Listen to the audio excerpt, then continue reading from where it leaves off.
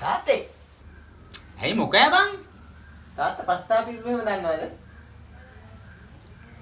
මොකෑ බං මන් නොදන්නේ. මේ ජීවිතේම ප්‍රස්තාව පිළිලුවක් තමා. අනේ එහෙනම් මට මේ ප්‍රස්තාව පිළිවෙල තේරුම කියා දෙන්නකෝ. කියපන්ක බලන්න. ඉඟුරු දීලා මිරිස් ගත්තා වගේ. තනිකඩ ජොලි හිටපු මම උඹේ අම්මව කතාද බැන්දා වගේ. එතකොට තාත්තේ වක්කඩේ හකුරු ඇංගුවා වගේ කියන්නේ.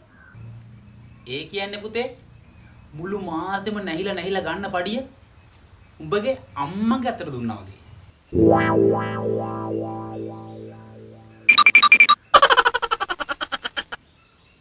ඉබ්බගෙන් පියාට ඉල්ලුවා වගේ කියන්නේ. ඒක නම් කතා කරලා වැඩක් නෑ පුතේ.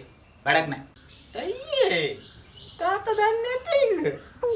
දන්නේ නැයකෝ. ඉබ්බගෙන් පියාට ඉල්ලුවා වගේ කියන්නේ දෙනම කියපු දෑවැද්ද උඹලා 100න් ඉල්ලුවා වගේ. උඹලා අම්මෝ නිකන් අරන් ආවේ. අර පරණ අල්මාරියකෝ දිරාව පුටුවායකෝ රෙදි කැලුවේ කරගෙන.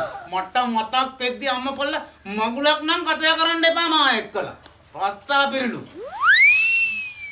උඹ ගාව තව තියෙනවද ප්‍රශ්න? තව තියෙනවද? තව එකක් තියෙනවා. එකක් තාත්තට කියන්නේ.